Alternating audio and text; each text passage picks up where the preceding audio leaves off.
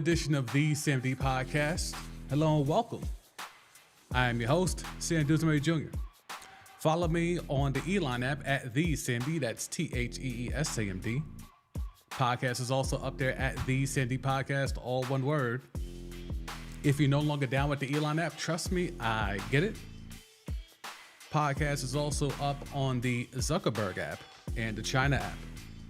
Subscribe and rate the podcast 5 stars, nonetheless. Tell a friend.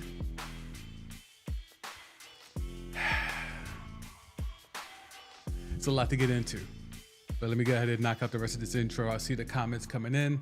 I see some people pulling up. I appreciate that. Okay. All right.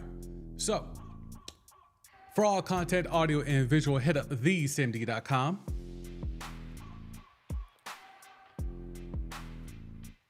Subscribe and rate the podcast 5 stars, nonetheless. Tell a friend. Podcast available on all major podcasting platforms.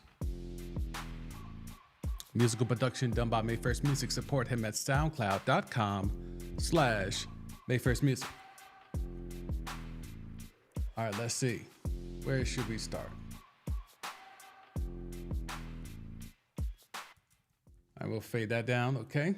Now let's go through the comments real quick. Corey's going to be getting a lot of Lamar slander off, so understand what tonight is going to be. Y'all see the title of the stream? Blame game. Who gets the blame? Is it players like Lamar Jackson? Is it coaches like Dan Campbell? Who is the blame for setting up the Super Bowl that we have with the San Francisco 49ers and the Kansas City Chiefs? That is going to be a reoccurring theme. Now, there's a lot of things we can navigate with tonight. There's a lot of places where we can go to try to decipher what actually happened yesterday on Championship Sunday. I could throw tons of stats at you. I can go out here and tell you how Travis Kelce was out here with 11 targets, and from those 11 targets, he got 11 receptions. I can do that.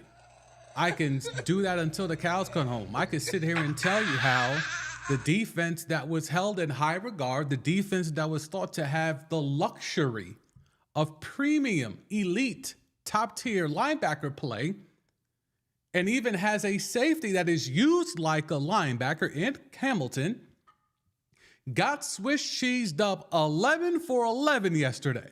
Okay? We can talk about that. We can talk about that.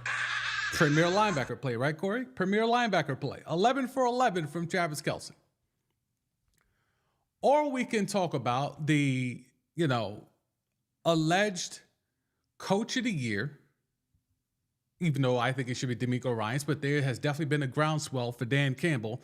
Dan Campbell, who has lived and died by the 4th down.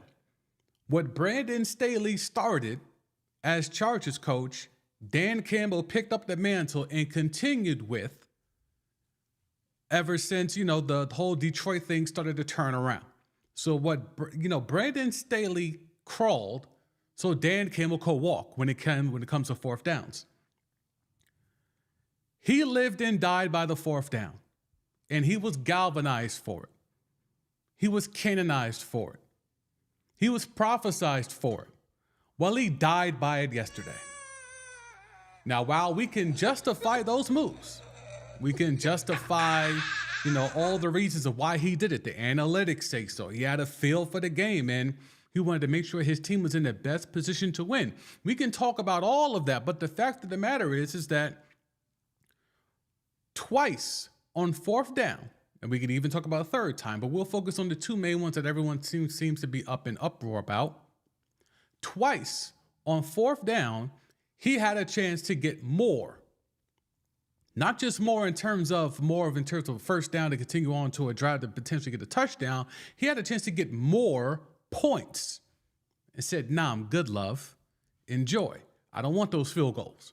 I want 7. And while that is what has made that fan base love him, while that has made the media clamor for him and keep putting microphones in front of him, while that has made him say things like, we're going to bite your kneecaps off, it cost him the NFC Championship yesterday.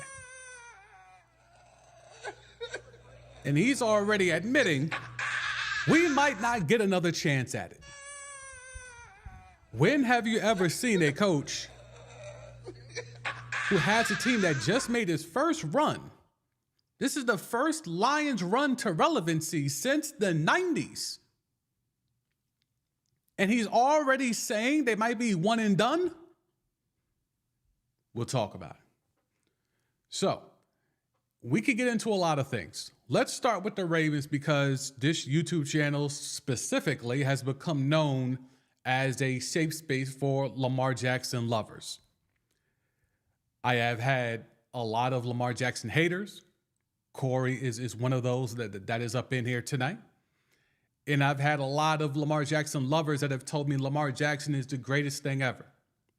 So it's a very extreme polarizing end of the spectrum. I've had Lamar Jackson lovers and I've had Lamar Jackson haters, and they all have come seemingly to this channel to fight it out just because I thought Lamar Jackson should have gotten fully guaranteed money like nasty man Deshaun Watson. But let's get into, and I'll jump to the screen here, let's get into what the Ravens were able to not do in their game against the Kansas City Chiefs yesterday. So you see the bracket here. We won't get too crazy into it. If you're pulling up to the stream, feel free to drop a like. I do appreciate all that stuff. If you're into the super chat, that is also available for you if you want to support the channel and the growth of the channel. But the fact of the matter is that the Baltimore Ravens, right? Let's go ahead and go right into the box score. And I want y'all to pay attention to one thing. Let's go to rushing attempts. Now, we have 6, even though you see 8 rushing attempts here for Lamar Jackson, right? It says 8, but in terms of actual play calls that were the run designed play calls for Lamar Jackson, it was 2. So you had 8 total, 6 of which were of the scramble variety, right? Gus Edwards 3, Zay Flowers 2, those are trick plays, end arounds, whatever. So we really don't count those, but we'll throw it in there because it does count as a rush. And Justice Hill got 3 touches. So 8 and 3, we can do the math. That's 11 plus 5. That's 16 rushes. 16 rushes for, if not the best, one of the best rushing offenses in the league. Now let's compare that to the week prior against Houston, okay? So again, that is 6, 8, 8, 16 rushes. Let's go ahead and jump into the week prior. I don't know why all my windows adjusted like that, but we'll adjust. All right, so we got Baltimore rushing. The week before now, 11 for Lamar, 13 for Justice Hill. So we could do the math. That's 24. Another 10 for Gus Edwards. That's 34. And even 8 for Dalvin Cook. That's 42 rush attempts compared to 16. Now, Todd Monken was thought to be a guy that was going to come in here and energize this offense and pump some much needed vitality into this offense. Open up the playbook.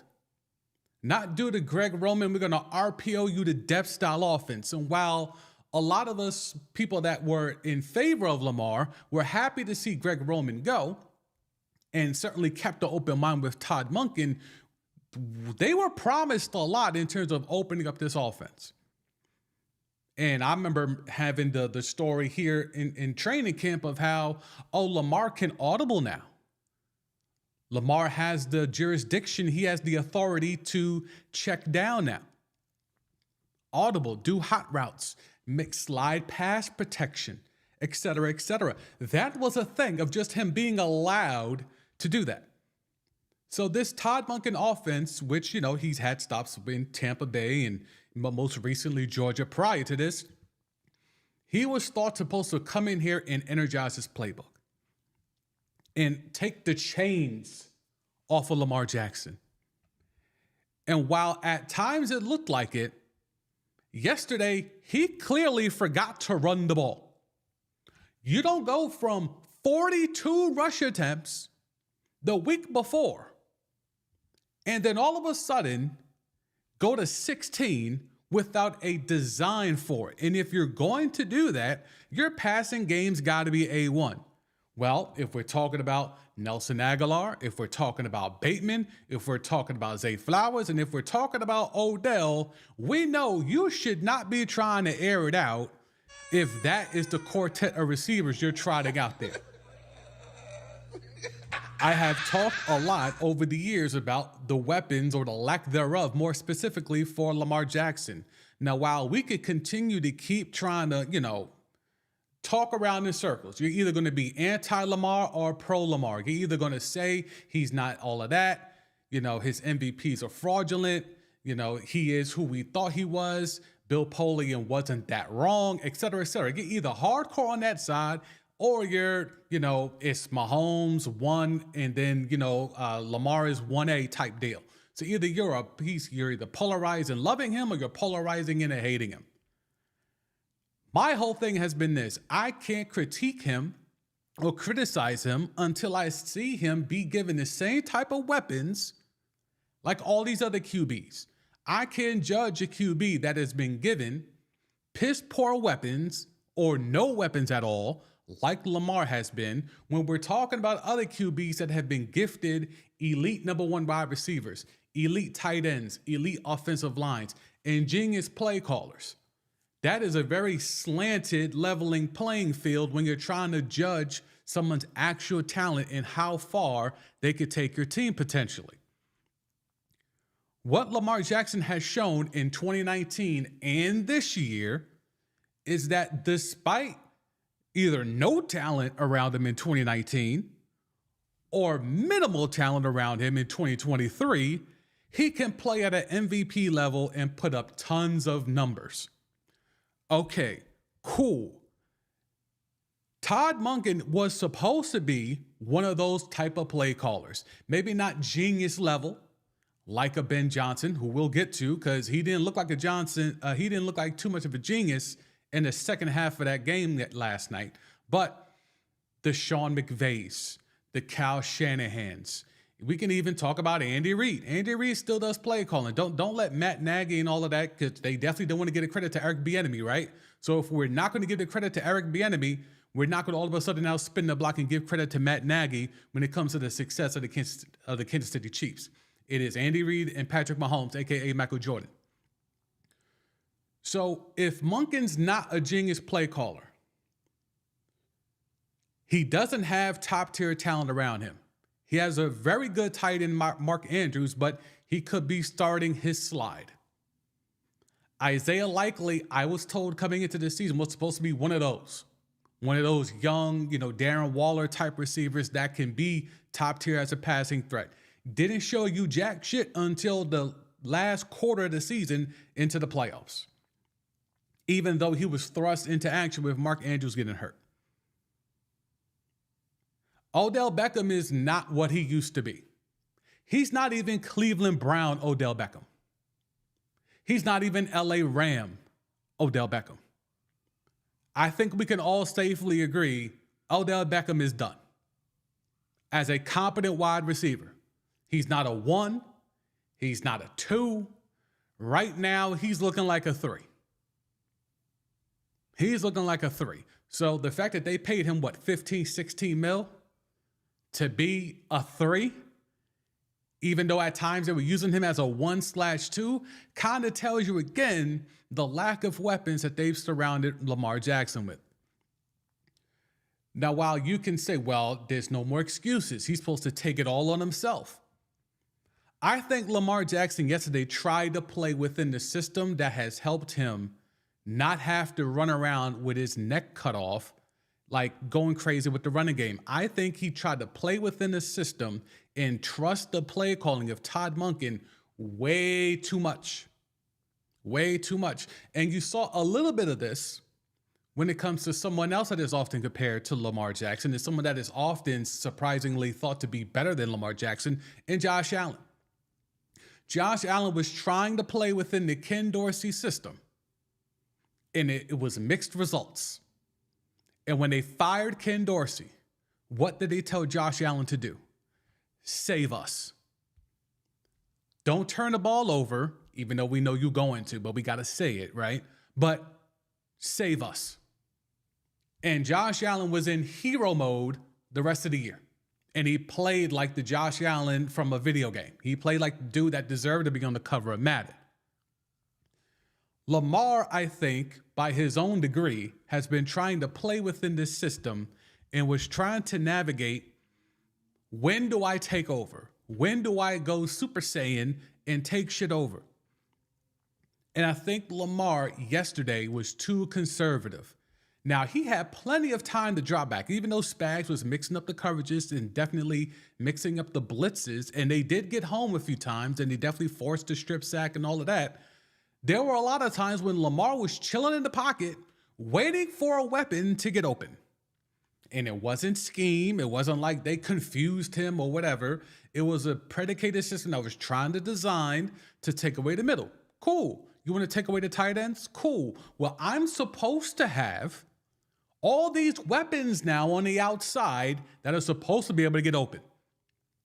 L'Jarius Sneed ain't covering everybody, okay? So, one guy in the secondary can really cover. Reed is another guy that is up and coming, but it's Sneed and a bunch of dudes when it comes to that back four, okay? Odell Beckham could not get open. Zay Flowers could only get open on scramble drills or deep crossers, which if you listen to this podcast, you know that's now the flavor, that's now the route that is open now. Used to be sluggos, now it's crossers, shallow or deep, pause, however you want it. Aguilar could not get open. Bateman screwed Lamar by not knowing how to do the scramble drill. And Lamar literally had to go up to him and say, yo, you see me scrambling. Why didn't you break the route and go deep? You're still trying to run an out when I'm scrambling to the near side. You're supposed to go deep. That's how they scored on the Zay Flowers play. It's a scramble drill. Zay Flowers broke the coverage off, saw that Lamar was scrambling. He took off, Lamar hit him, and it was easy money. They could have had the same play if Bateman, who was a first-round pick, who I was told was hurt a little bit last year, couldn't really show, but he has the promise. Even though I saw none of that this entire year, I still said, all right, well, let's see. He's more of a possession guy than me, not a guy that can go vertical, but let's see. Bateman didn't realize or didn't have the acumen. I don't know why he didn't do the scramble drill, which is the most automatic thing to do, especially when you have a quarterback that scrambles with the likelihood of scrambling like a Lamar Jackson. He decided not to do the scramble drill and decided to keep running that out to the near side of the field and left Lamar hanging out to dry. The weapons are not enough. I said on this podcast, the presence of weapons is enough. And I legitimately thought that. Because I thought the play calling of Todd Monken would realize, hey man, even though the weapons are better, you're still running out here with a bunch of 2s and 3s as your wide receivers. You're running out here a fresh off the IR, fresh off the IR, Mark Andrews. And Isaiah Likely is still trying to figure it out. So even though the weapons are there and that the presence is felt, you have to honor them to a certain degree. It ain't just, oh, well, let's just drop back a whole shit ton of times. Let's go ahead and do it here where Lamar's dropping back 37 times. It's not that. I don't know what you thought you had. I don't know what plays you thought those end arounds were going to work. You thought those end arounds to Zay Flowers were going to, catch the defense off guard. You don't think they saw that on tape? It's not like you saved those just for yesterday. You've been running those all year. So what did Todd Monken think he was going to get out of making Lamar Jackson drop back and throw the ball 37 times when they ran the rock 42 times the week before, but yesterday only 16? Gus Edwards took a carry on first down, first drive of the second half, and the Ravens did not run another running play on first down the rest of the game. This is an offensive line whose strength is run blocking, with a quarterback who is a dual threat, with a plethora of running backs who can control the clock. And you decided time after time to throw bullshit flanker screens, because it is the National Checkdown League, bubble screens, flanker screens, receiver screens, when you had running backs there who could run the ball. They just proved it to you the week before. Now, you can tell me, well, the Chiefs' defense is better than the Texans' defense. Sure. But your offensive line has been trucking people all year. You're one of the best, if not the best, running team in the league. 37 dropbacks for Lamar Jackson. 16 times. And again, we could take away 6 of those. So 10 designed run plays. Because 6 of the 8 were scrambles for Lamar. 10 designed run plays. As opposed to 37 dropbacks. And there are people who will tell you this is Lamar's fault. Now, is there a cape on right now for Lamar for me? No. Did Lamar play his best yesterday? No. Was Lamar trash yesterday? No. Did Lamar play like an MVP yesterday? No. Does this make Lamar's MVP fraudulent or less than? No. All this means is this is now the new ceiling. The ceiling used to be here when it was Greg Roman and absolutely no weapons. Now they give him a bump in weapons, although it's still mid as hell, and a better OC, even though Greg Roman wouldn't have thrown the ball 37 times yesterday. Greg Roman wouldn't have run the ball only 10 times yesterday. So there's the yin and the yang. We got a dude who is feeling himself. We have a couple of coordinators yesterday who were feeling themselves. And coincidentally, both of those coordinators' teams lost. Todd Monken was feeling himself. Ben Johnson was feeling himself. He probably thought, I had the Washington thing in the bag. Magic is watching. I'ma show out. And he's now done. Todd Monken, he kept talking about all year long, when I have Mark Andrews and Isaiah Likely, we're going to do a 2 tight end set, and it's going to set the league on fire.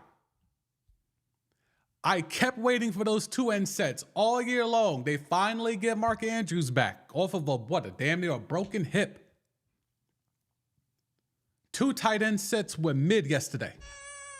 Isaiah Likely was mid yesterday. Isaiah Likely's putting his hand up like he's Randy Moss, even though he's doubled and triple teamed. And Lamar said to hell with it. At least he wants the ball, because clearly nobody else wants the ball, especially after Zay tricked it off. Zay Flowers tricked it off. If we're not going to talk about the blame of not just, some blame does go to Lamar, right? Lamar gets some blame. He's not Teflon. I think Harbaugh catches some blame because that team was not ready to play.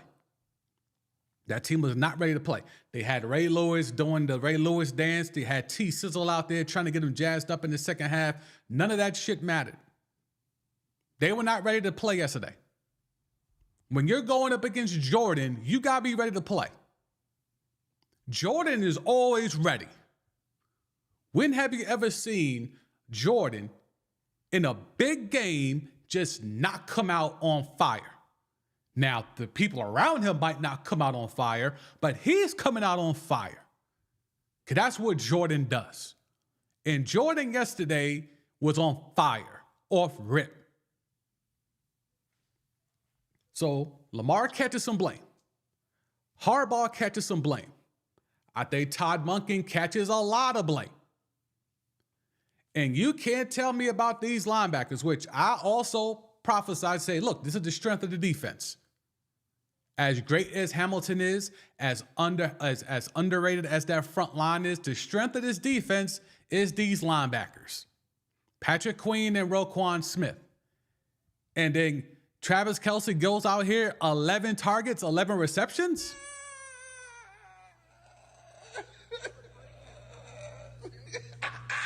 I don't want to hear it.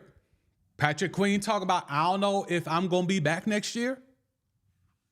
Maybe Harbaugh needs to keep that same energy of, this might be it. Because who's going to fill those shoes if Patrick Queen does leave in free agency? Lamar gave y'all a hometown discount not getting that guaranteed bag. So y'all got it, right? So Patrick Queen, that should be an automatic for the Ravens, right? There's a lot to be made here. There's a lot to be said here. There's a lot of blame to go around for the Baltimore Ravens. Zay Flowers has to catch it.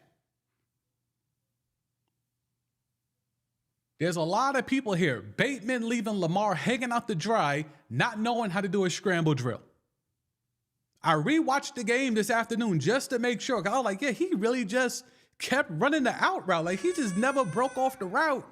Even though Lamar is looking at him and motioning him to go. Anyway, I will hit the chat. I like that y'all are pulling up. I see we got some good attendance in here tonight. I appreciate it. Late night stream. Get some of this off. Let me see. Corey saying Mahomes is on a Jordan run. Yes, he is. I wouldn't even say on a Jordan run. He's just Jordan. Patrick Mahomes is Michael Jordan. I said it last episode. It's kind of other hot takers have been out there saying similar things. But if you lived through Jordan and you saw just, because again, what you saw yesterday from Mahomes, that wasn't MVP, quintessential. That wasn't your typical Patrick Mahomes performance. But when he needed to make a play, he hit the throw to MVS. Valdez-Scantling was able to catch the ball this time. Patrick, a.k.a. Jordan, took a little something off. It wasn't a heater.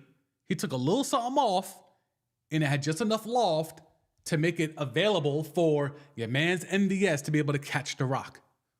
And therein lies the difference. Lamar's got receivers who don't know how to run routes on the scramble drill. Meanwhile, Jordan knows that I got to loft this thing perfectly because MVS's hands are so sus that if I give him a heater, he can't handle it. Therein lies the difference.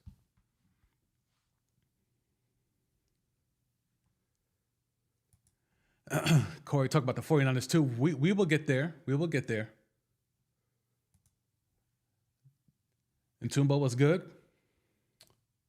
Scrub Zero in the house. What's good, Scrub? Scrub Zero's in the house.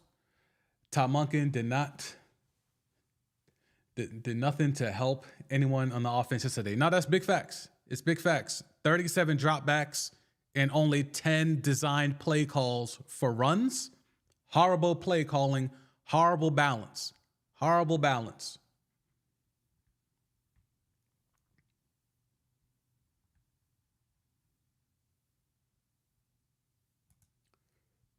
Script Zero, what I tell you before, these teams don't know how to use the wide receiver screens. I think yes, right? So that part of that is yes, but I also think it's become so commonplace.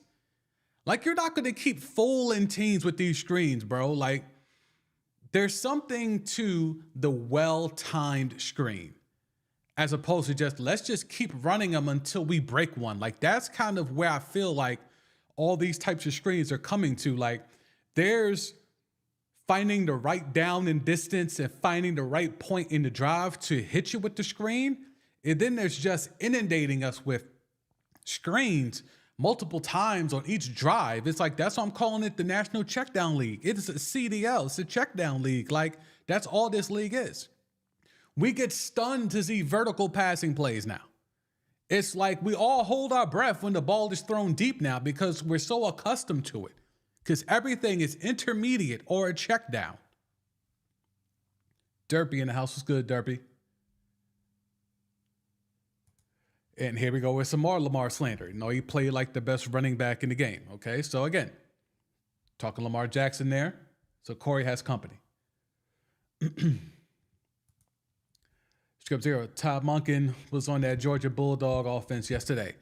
I wish he was. I actually wish he was, because you would have never seen Kirby Smart and them get this off where there's only 10 design run plays. No way. Script Zero. The defensive coordinator refused to blitz Mahomes for some inexplicable reasons, and 15 had all day to do what he wanted. Yeah, the front four was not getting home, and it was an interesting game plan. Like, obviously in the second half, the defense played really well, right? They basically pitched a shutout in the second half. Unfortunately, because of how they gave it up in the first half, knowing that points were at a premium, like once it was 7-7, you're thinking, like I even saw it on the Elon app, people thought, oh, we about to get a shootout. Even Romo said it during the broadcast. Oh, it looked like we're going to have a shootout. Slow down. Like with these two defenses, it would have been hard to believe that we would have gotten a shootout to that degree. But, it is what it is when it comes to how you try to stop you're trying to stop Jordan. Many have tried. Few have succeeded. And with this level of Jordan, you're getting Mahomes with, again, 30 of 39, only 241 yards. But you see, they didn't have no problems running the ball. Pacheco got 24 touches. So they, even still, with Mahomes throwing the ball 39 times, they still found a way to run the ball 20 plus times with their primary back. Meanwhile, the Ravens are out here throwing the ball a similar amount of times with Lamar Jackson, but Gus Edwards, 3 carries. Justice Hill, 3 carries. And Lamar, only 2 designed run plays. I mean, Todd Monken has to be taken to task here. I don't know how he can't be taken to task. Say whatever you want about Lamar. You can say, you can get it off. It's cool. But I don't want to hear anything negatively too crazy about Lamar, because you're leaving out the context of everything else that failed around him. All right. So that's my thoughts on it. Ravens spit the bit. Ravens had a chance. Ravens should have played better. I'm not saying they should have won this game. They should have played better. I think the play calling would have been better. We can talk about the Zay Flowers stuff, where not only does he make the bonehead play of doing the taunting after catching a big pass down the field that would have set them up inside the red zone, damn near inside the 10. So now he does the taunting, spinning the ball by Snead. Now you got to back it up. Back it up 10, 15 yards. Now you get back into that red zone. You catch a pass. You shake a couple dudes. You have the pathway into the end zone. And even if you don't get into the end zone, you can get at least close to the goal line. You're already inside the 5.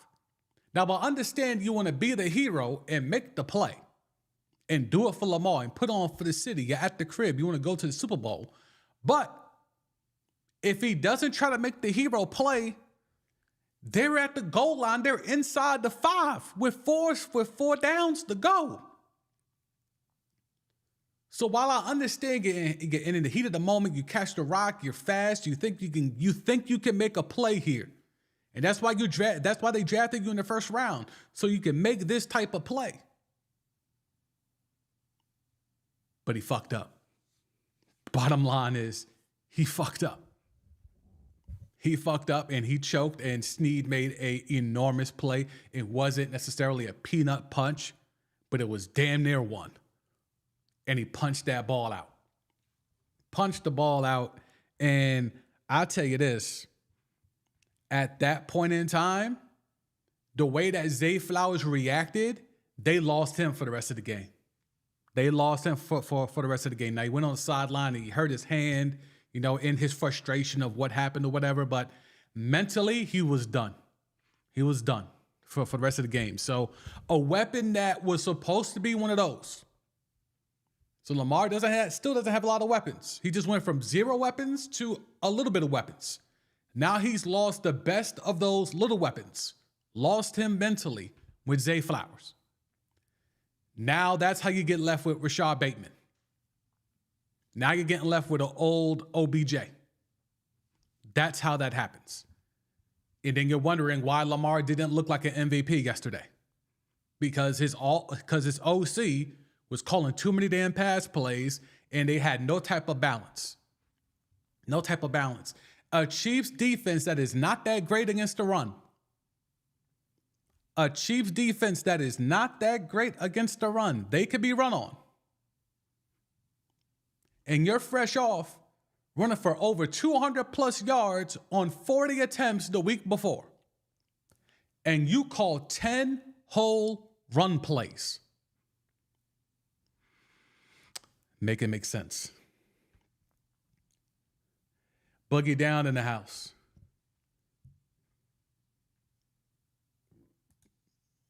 Ravens sold out. I feel you on that.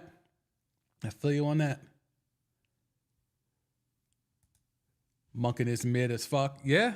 I mean, he certainly sold out yesterday. He sold out 10 design run plays. Can't do that. He's been coaching this team the entire year. And in the biggest game of the year, 10 run plays? 10. With Lamar? 2 design run plays? Now, again, we're not saying run it back to Greg Roman days. We're glad that Lamar is not handcuffed by the Greg Roman shit. But that doesn't mean you go all the way to the opposite end of the spectrum and only call 10 design run plays. Silly.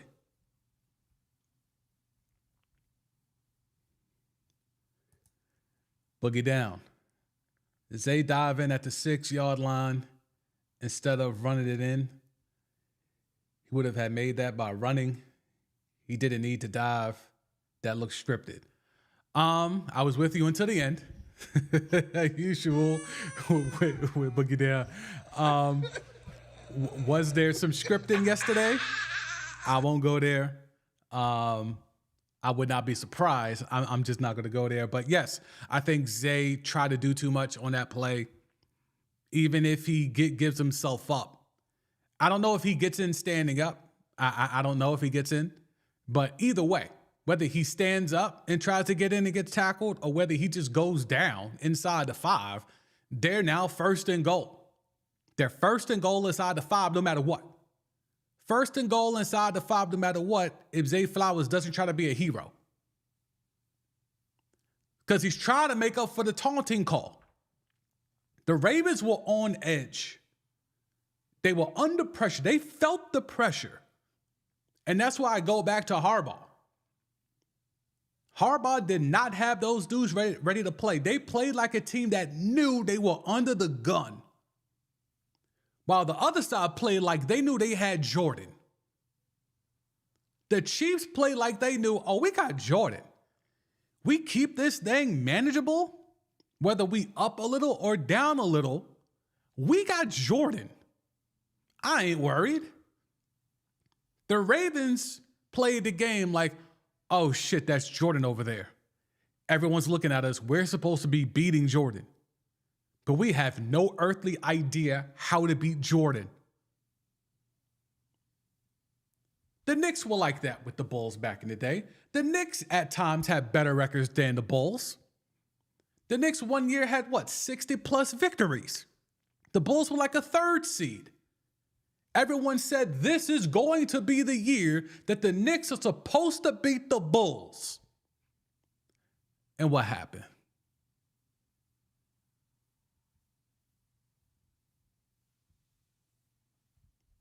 This is what we're talking about. The Ravens were supposed to beat the Chiefs yesterday. They had the better team yesterday.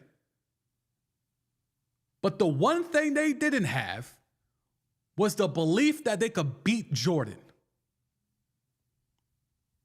And no team is going to beat the team with Jordan if they don't actually think they can beat Jordan. If you're shook of Jordan, you're never beating Jordan. The Ravens defense was treated to be holier than thou. You were starting to hear whispers of, well, are they the best Ravens defense? Can they touch that squad back in the day with Ray and Siragusa in them? And Jordan looked them right in the eye and said, Travis Kelce, 11 targets, 11 receptions. That's the difference.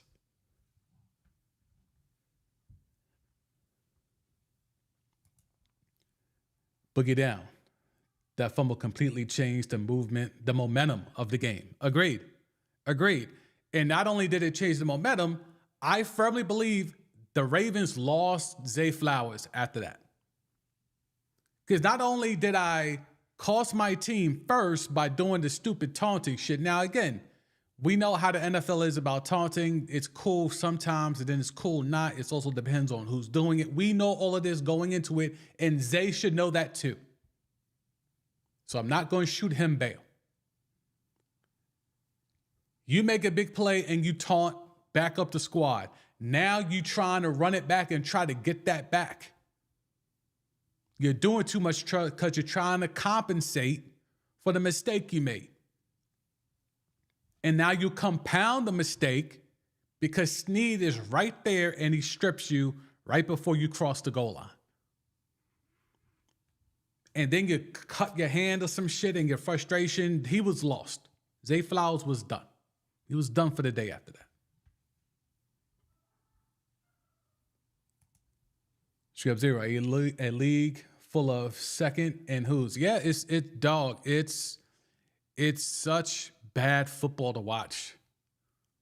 It's such bad football to watch. Like, I know it's hard to have people come out and say it because football is king, but it's such mid football to watch when everything is get the ball out fast, get the ball out fast, get the ball out fast. 2.5 seconds or less, 2.5 seconds or less. That's just what it is right now. That's just like, it was funny to me where all the stuff of, Lamar and being in the pocket and whatever, it was kind of like he had a lot of time to throw. His dudes weren't open. So we couldn't see the arm strength. We couldn't see the touch. We couldn't see the accuracy. We couldn't see the skill set because dudes weren't getting open. Nelson Aguilar has a hard time getting open in 2024. And it's hard for OBJ to create any type of separation in 2024. And Bateman and Zay Flowers, you saw it in Bateman not knowing how to run a scramble drill, and then you saw it in Zay Flowers where he tried to overcompensate for making mistakes, and then he gets stripped before he crosses the goal line. But let's blame Lamar.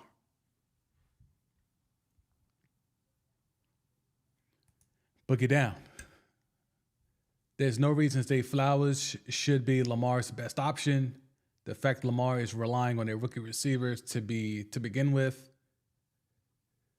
on a rookie receiver to be his best weapon is crazy. That's unfortunately, you have to look at the injury to Mark Andrews. He was coming off with a broken tibia, which is essentially a broken hip. And Isaiah Likely, he showed flashes and he came on late in the year, but you needed him yesterday.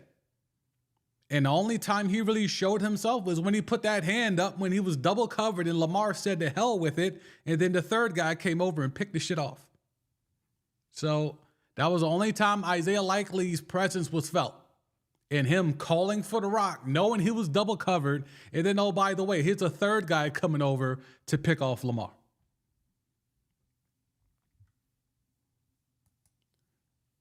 Scrub Zero. Maybe it's time to admit the Ravens have reached their limit with John Harbaugh. I think that's definitely worth a discussion. It'll never happen, though.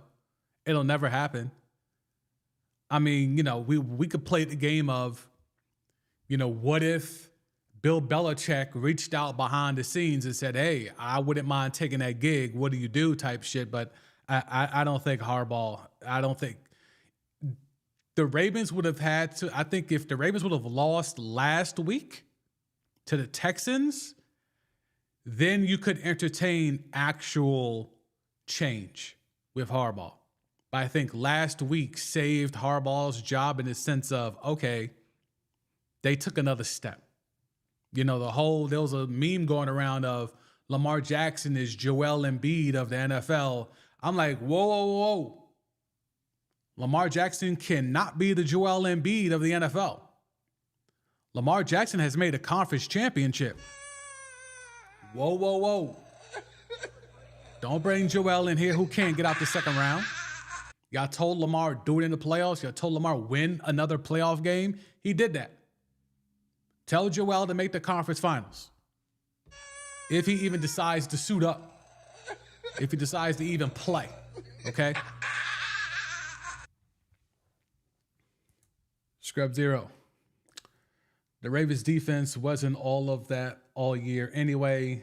They were good for this era of football. But even then, they shown that they could be had. So I think the Ravens defense definitely showed some flaws. But again, they played well, especially in the second half. The real Ravens defense, they made adjustments at halftime, right? They made adjustments at halftime. And the Chiefs did not move the ball all that well. So even though I'm throwing shots at the Ravens defense, I'm more throwing shots at the linebackers, which are supposed to be the strength of that defense. And even Kyle Hamilton, who is a safety that plays like a linebacker and made a lot of plays yesterday, but he also got early. He got early. And again, that's all Jordan needs. You give Jordan an early lead in a game that matters, he's not going to make the mistake. Some of these quarterbacks, you're waiting for them to make the mistake. The Chiefs waited for Lamar to make the mistake, and unfortunately, with Isaiah Likely putting a hand up when he's double covered, Lamar made the mistake. Josh Allen, we all know, is going to make the mistake. Joe Burrow has the same penchant for making the mistake. But there's one QB in the league who we know will not make the mistake when you're waiting for it. And that's Jordan.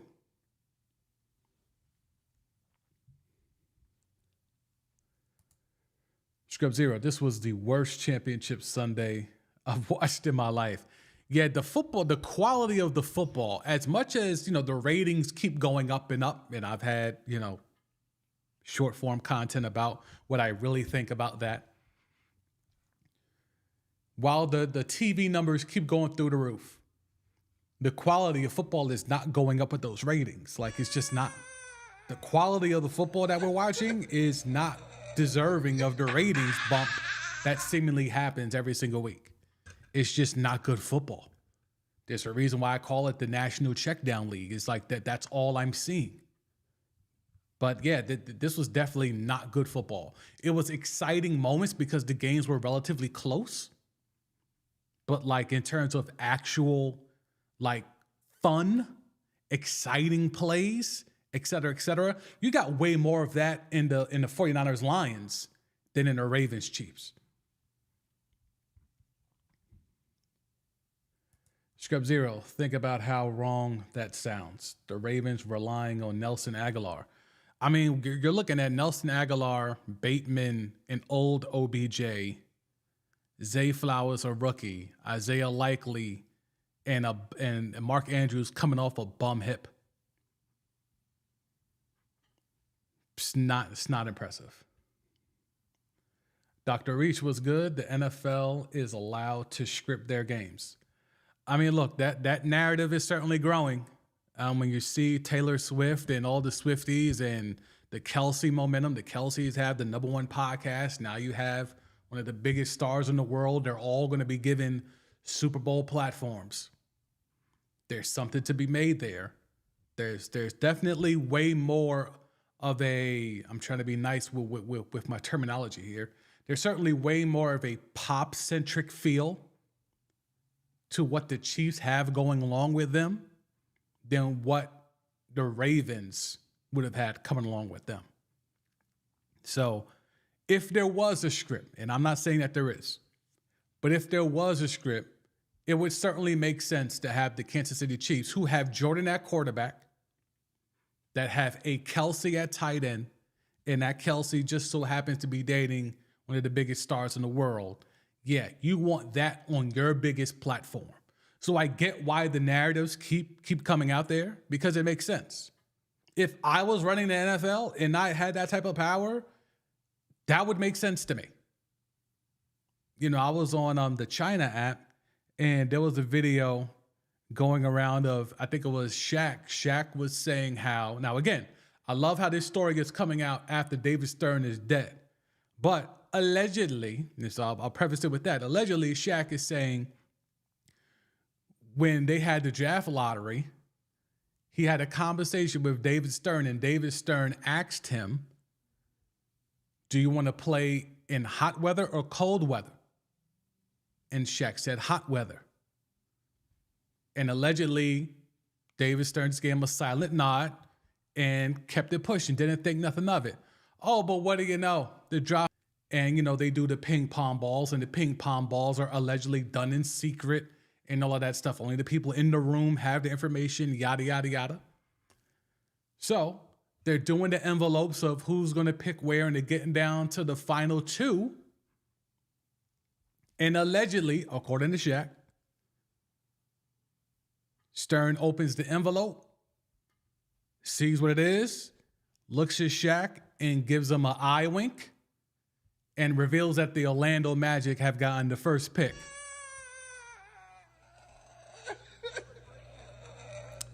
Make of that what you will. Now, again, we know Shaq also likes to say anything for clicks. So that's why I put the disclaimer and say allegedly, and funny how he's saying this after David Stern is long gone and dead. So take that for what you will. But I'm not surprised at any sport fixing anything, because ultimately these things are TV products. Why do you think the NFL and their broadcast partners keep telling us how many people are watching? Because that's what keeps interest. And that's what keeps them trying to re-up these contracts. And that's negotiating power. So yes, you want your biggest stars on the biggest stages at all times. I know David Stern was furious them years he had San Antonio and Detroit in the finals. Furious. But at that time, how else could he rig it?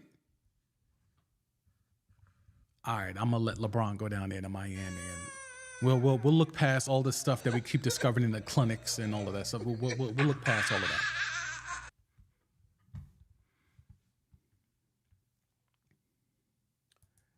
Boogie down. The media was hyping up the Ravens roster as if it were hands down the best in the league. The Ravens roster is vastly overrated.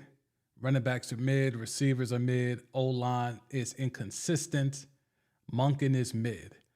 Running backs are definitely mid, but again, they had J.K. Dobbins and he got hurt week 1.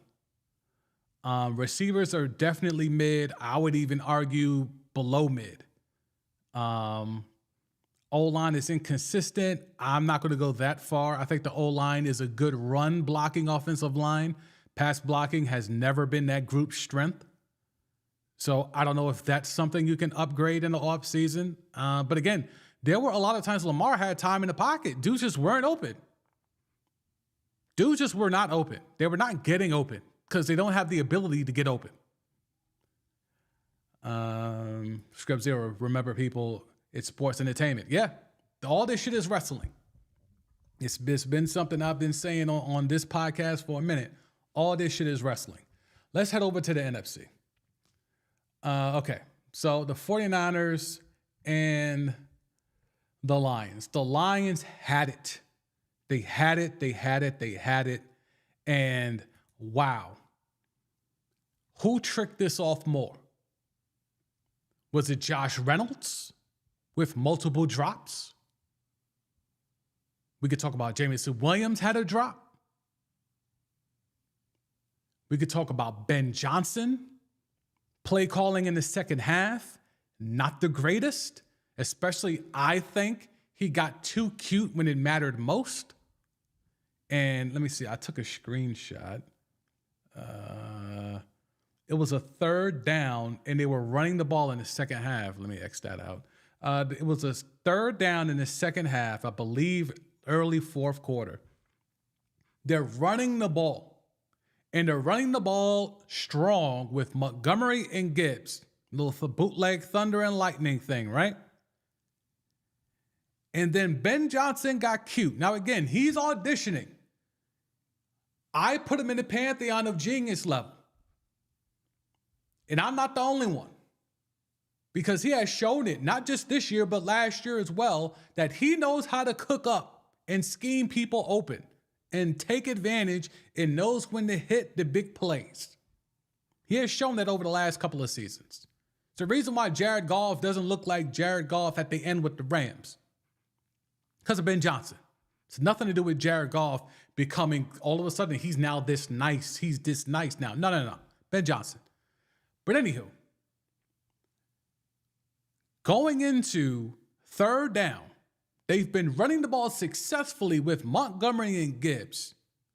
I believe it was 3rd and 4 with one of the best, if not the best, offensive line in the league who's been moving this San Francisco 49er defense all game long. 3rd and 4. You giving a touch in the backfield to Amon-Ra? Out of all the times to get cute, you put Amon-Ra St. Brown in the backfield and give him a touch on 3rd and 4? Look, I know you're trying to show off for the Commanders. I know you're trying to show off for Magic and them. But Ben Johnson, that is not the time to have Amon-Ra St. Brown in the backfield when you've been cooking on the ground. Perry Sewell pulling. They're doing double counters. They're killing the gaps. Pause. And you put Amon-Ra 3rd and 4? At one point, they were cooking the 49ers 166 to 45. That's rushing yards. At one point, they had 166 rushing yards as a team compared to 45 for the 49ers. And on 3rd and 4, you're putting Amon-Ra St. Brown in the backfield getting cute when Montgomery's been grinding out yards. Look at these averages. Montgomery's getting 6 yards a pop. 3rd and 4, you put Amon-Ra and he got 2 yards. That one carry you see here on the screen is the one carry he got when it was 3rd and 4 in the second half.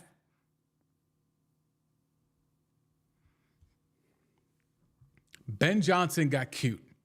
We can talk about Dan Campbell and the 4th downs and the coulda, shoulda, wouldas, take the points, etc. You could argue with your moms about that. I don't care. The analytics say you should take you should go for 4th down. I'm not Mr. Analytics, but I think there's a feel to it, right? We all have been in Madden where we feel, man, I know I could get it. If I could just get this playoff, I know I could get it. And we will our team to get it. Dan Campbell has shown that this season. I think they've gone for it in that same type of play, that same type of situation. 4th and short, which I believe they consider to be 3 or 4 yards or less. They've done that. They've been in that thing 20. They've done it 20 times where they've gone for it on 4th and short. And they've hit it 17 out of 20 times. Okay? So they've been in that same type of situation 20 times prior, and they've been successful 17 times out of that 20. So I'm not going to kill Dan Campbell for saying this is what got us here. I was on that Brandon Staley wave. We're going to go for it. Not mad at him for that. It's his team. What I'm mad at is Ben Johnson getting too cute in a big spot and putting Amon-Ra St. Brown in the backfield for a 2-yard carry on 3rd and 4 when he's got Jahmyr Gibbs and Montgomery cooking. 27 carries between the two of them. You got your trick play off early with the Jameson Williams touch. You got that off.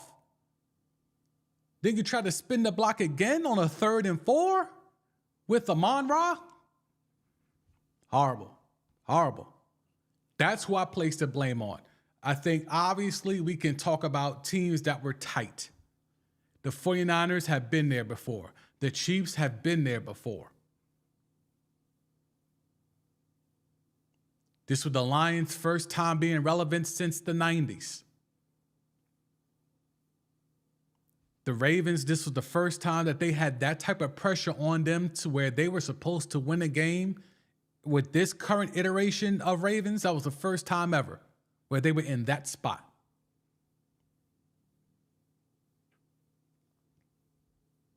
So the Lions and the Ravens, that was their first time being under pressure.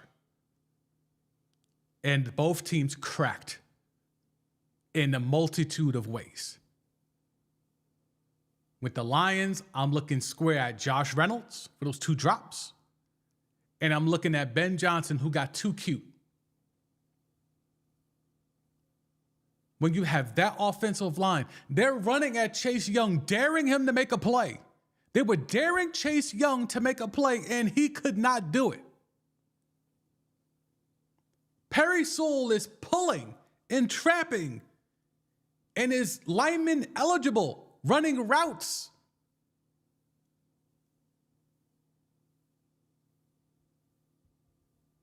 You can't trick off that type of game, and Dan Campbell is so correct. I don't know if we getting back here. The Packers are looking to be for real. The Vikings are probably a few pieces away, but they're going to be competitive.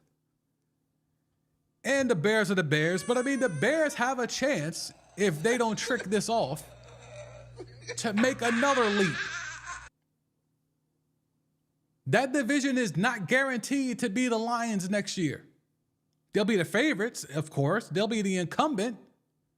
But it's not guaranteed they're about to run off a string of 4, 5, 6 division championships.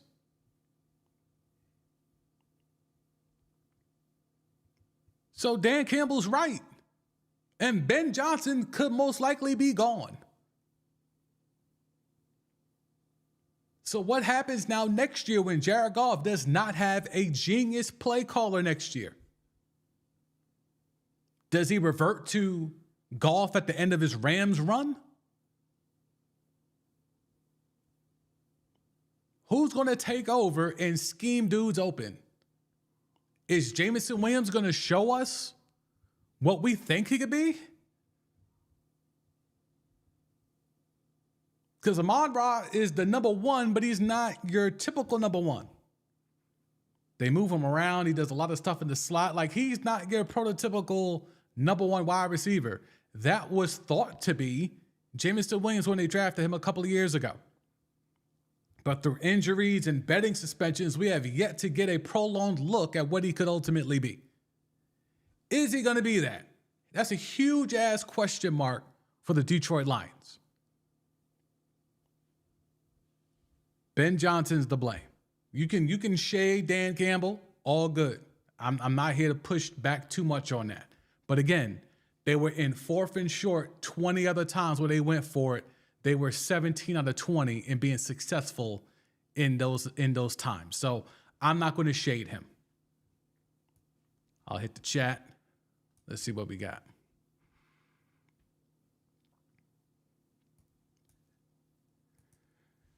Desi Walker, terrible playoff Sunday. America wanted Ravens Lions Super Bowl, and I'm an Eagles fan. I mean, I think that's fair.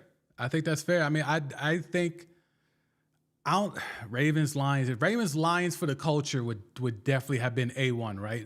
Ravens Lions for the culture would have been A1. But I think, yeah, just terrible football yesterday. Bad football. At least we got to see Jordan, right? Like, we saw Jordan, but Jordan didn't really do Jordan things too much. Like, the one play where Jordan had to be Jordan was the one throw to Valdez Scantling, right? So Jordan gave us that little play, but that wasn't an epic moment. It was just a game-sealing moment.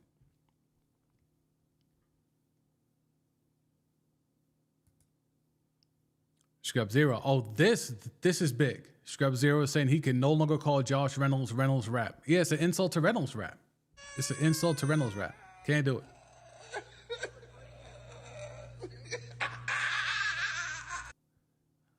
Scrub Zero. Lions made Brock Purdy look like Eli Manning and Mike Vick combined in that second half. Yeah, Purdy made the difference with his legs.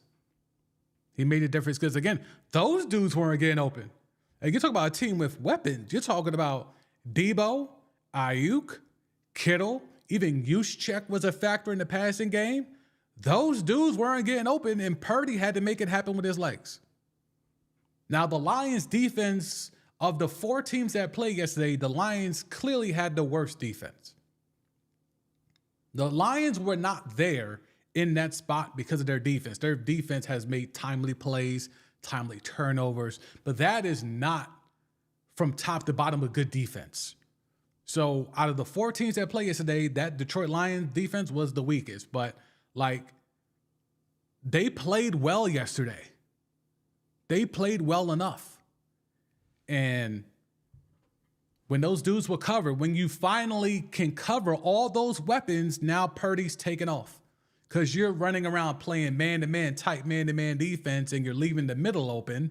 So as soon as he can break the pocket and break containment, he's got an easy 15, 20 yards of pop. And as you see here, 48 yards on 5 rushes. None of those 5 rushes were designed, by the way. All of those were straight scrambles. 5 rushes, 48 yards for your man's Brock Purdy. And what was it? I think last week, McCaffrey had 100 receiving and 100 rushing, and also had like 11 targets receiving. He had 90 yards on 20 rushing attempts, and then another 40 on 4 receptions, which is 5 on 5 targets. So yeah, you get the ball 25 times to McCaffrey and let him do what he does. And that's 130 all-purpose and a couple of touchdowns. Get the ball to your playmakers. Debo Samuel, 9 targets, 8 receptions. Ayuk, 8 targets. Juszczyk, 3 targets.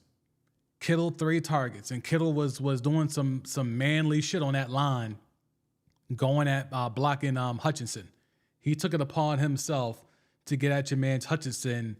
And yeah, it was a good battle in the trenches. Really, really good battle in the trenches. So, look, I think with the Lions, the blame game for me is on Ben Johnson. It's the blame game for me. I think we can obviously talk about Josh Reynolds. Those were 2 huge drops. And it's not like it was bad throws. One throw, I think the first drop, the ball was slightly behind, I believe, if I am remembering it correctly. But either way, he should have caught both of them. But that second one, that was the killer. That second one was the killer because he was wide ass open and just dropped it. Absolutely dropped it. So Josh Reynolds out here rough, man. Rough.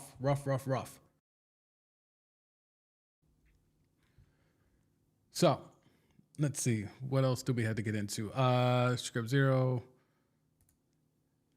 Ben Johnson was on that BS in the second half. Yeah, he definitely was not. He was not cooking. He was cooking in that first half, mixing up the run and the pass. Both those teams, right? 49ers and the Lions, they both work off of play action. Set up the run. The run sets up the pass, right? With McCaffrey, you can run the ball with him to set up checkdowns to him, and away you go. And then you got a Debo, and then you got an Ayuk, and then you got a Kittle, and then you got a Juszczyk. Like, it just keeps going on and on and on. With the Lions, it's supposed to be similar. They just don't have as many weapons, especially at receiver. So you're working it to Montgomery, you're working it to Gibbs, and then you got Laporta and Amon-Ra. But Amon-Ra is not a guy who's going to take the top off the defense. So he's a guy that you're going to do intermediate stuff with him. Laporta, same thing. That's where you need Jameson to kind of be that vertical threat deep, but he had a big drop. And then Josh Reynolds is another guy that potentially could take the top off the defense, but he has 2 key drops on intermediate stuff. So therein lies the difference between talent. And we know Jared Goff ain't scrambling. So even when those weapons are open, he's checking that shit down regardless, because he ain't running.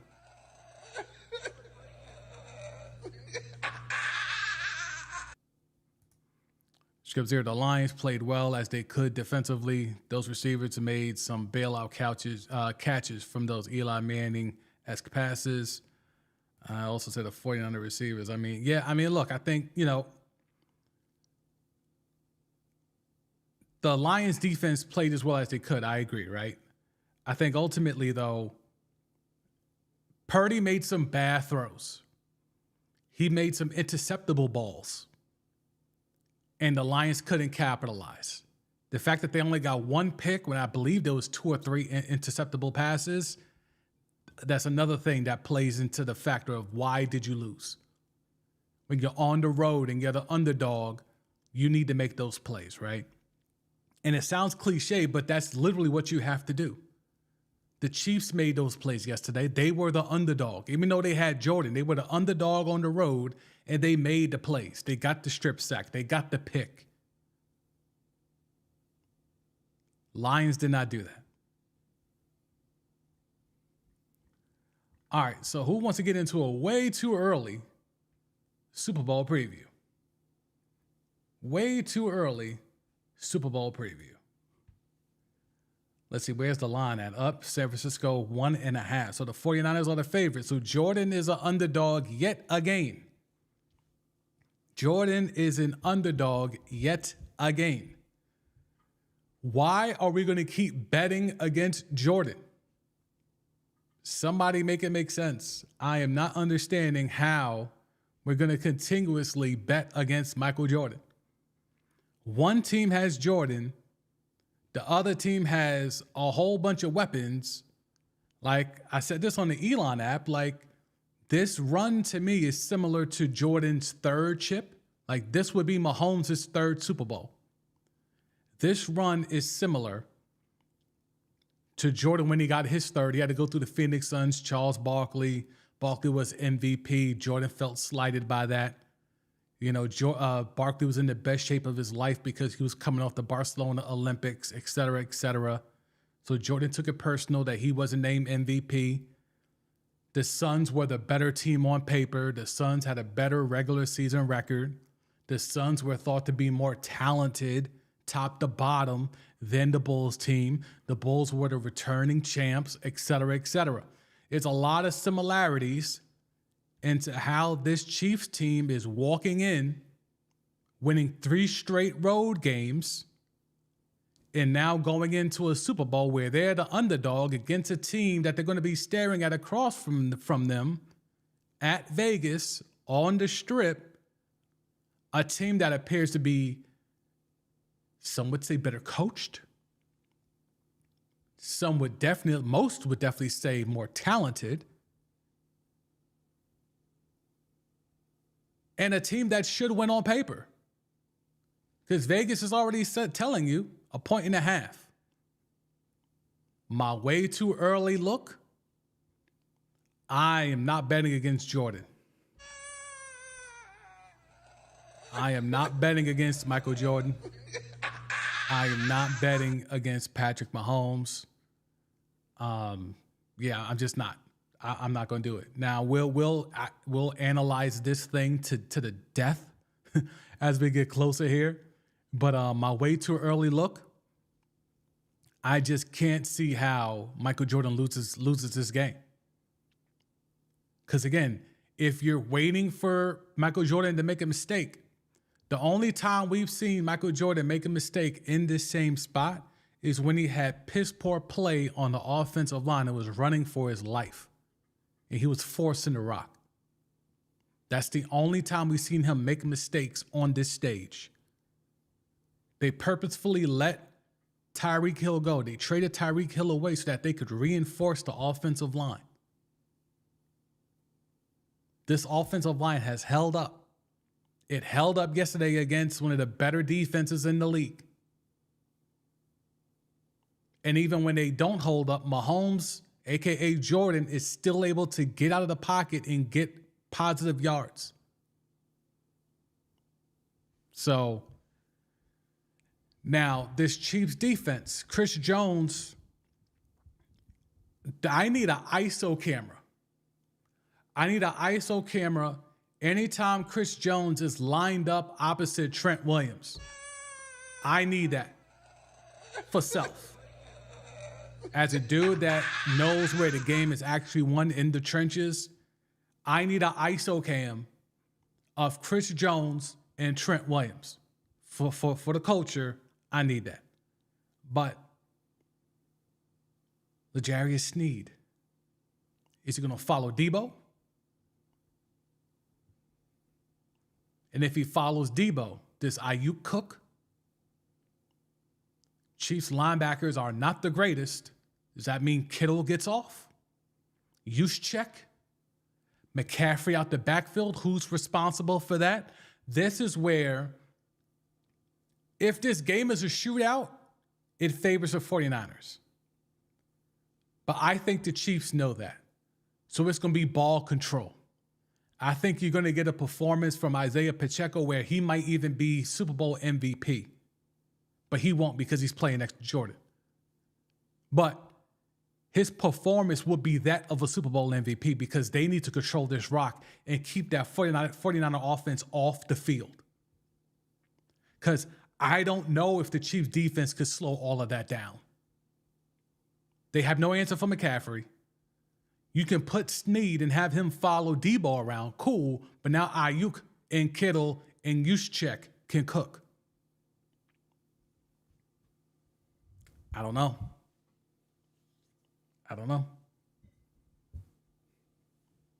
But that's just my way too early preview. We'll definitely do another episode of the podcast before the Super Bowl and tap in. And I'll be doing the normal episode of the DCMD podcast. It won't be championship, checkdown league championship game related. There'll be all the other stuff I wanted to talk about. But I know coming off the heels of the action yesterday, I had to jump on and give y'all something. So I just want to make sure I tap in with y'all. Appreciate y'all who have hit the like button. Whether you're watching this live or on the replay, make sure to tap that like button. If you want to contribute and support the channel, you go ahead and do that with the super chats and all that stuff. I think I had that turned on or whatever, but if you like it, cool. If not, all good. Whatever way you want to support, do that. Let's see. I'll finish up with the chat one last time, and then we'll get up out of here, I think. Yeah, we'll get up out of here in a bit. Scrub Zero. Can both the 49ers and the Chiefs lose the Super Bowl this year? Oh, that would be great. That'd be great. If we could get that off. If you can find a way, let me know. You can find a way. Scrub Zero, you can't wait for great players to make a mistake. You have to force them to make it. Easier said than done, but that's really your only chance. And yet, that's the thing. Jordan knows that. Jordan is not going to make that mistake. Teams have tried to force him, but the offensive line is better. He's better. He's not going to be throwing balls parallel to the ground like he was a few years ago. Like he learned. Skip Zero, Sneed and McDuffie versus Samuel and Ayuk will be interesting. No doubt. McDuffie, I'm not saying he's not good, right? Like he's solid. Yeah, him and Ayuk are probably on the same level. But then that opens up Kittle and Juszczyk. Let's say McDuffie and Sneed can hold their own, right?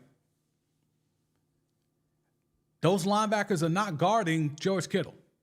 Now, Kittle is spotty. He's not on that Kelsey level as a receiver, right? Or he's not used as such. He's used more as a run blocker first that has the capability to be a pass catcher down the field, whereas Kelsey is the reverse of that. But either way, he's still like a dude that has this physical skill set of a Kelsey. And he's younger. So, in theory, that should be someone that they can't cover. Now I got to talk about Juszczyk. Juszczyk was a big factor in this game yesterday. Out the backfield, catching passes. Like, as a dude that was thinking he could be in the league as a fullback, like, I was like, I'm glad there's at least one, that there's fullbacks in the league again. Like, so while there was no fullbacks, but now we're seeing fullbacks not just be the Moose Johnston, where you're only getting 4th and inches calls or whatever, but you're actually getting receptions. Like, you're being a factor in the passing game. So yeah, that shit right there is fire. That shit right there is fire. Let's see. Do I want to show anything here real quick? Oh yeah, here's some way too early odds for next year. If you want to bet on next year's Super Bowl 2025, here are the odds as of right now. For the audio-only audience, I'll read everything. The 49ers are already the betting favorite next year, plus 450, followed by the Ravens, plus 700. The Chiefs already at plus 850. The Bills are 4th with plus 1,200. And I don't know if he's still in here, but if Corey's in here, look at your Dallas Cowboys at plus 1,500. It's a sucker bet, making sure all those Cowboy fans put some money up. And then you had the Bengals. Joe Burrow, they saw enough. I guess, again, this is all about talent here, talent. You're just hoping the talent wins out with the Bengals. So for your favorites next year, 49ers, Ravens, Chiefs, Bills, Cowboys, Bengals, in that order. You want to talk about way too early. We're already looking at next year's Super Bowl, and the Cowboys allegedly have the 5th best odds at winning the Super Bowl. That's just ridiculous. Good value, but still ridiculous. Scrub Zero, I know who not to bet on, them Arlington Cowboys. That's big facts. That's big facts. Big facts. Oh, man. All right, let me come off the screen here. All right, let me see. We'll wrap it up here. Let me get the vibes ready. And let's see, we got that ready. Yep, okay. All right, I appreciate y'all for pulling up. You know what it is. This was definitely a different version of doing the pod live and direct. So I appreciate everyone who was able to pull up. Scrub Zero, salute to you. Always tapping in the chat. For those on the audio side, you're probably missing out a little bit on the video side, man. We're doing a lot of visual things. The chat is alive and strong with people pulling up, tapping into the program, tapping into the content. So if you want to subscribe, the link is in the description. That goes for your video people too. If you're on the video side and you haven't subscribed, you go ahead and do that. Go ahead and do that for your boy one time. But anyway, I appreciate y'all. There will be a real full episode of the Sandy podcast later on in the week, touching on a lot of other different topics. This one was just all championship game specific. Just wanted to get my thoughts out there while they're fresh and current. But yeah, so for the Sam D, this is the Sandy podcast. I'll catch y'all later in the week. Salute.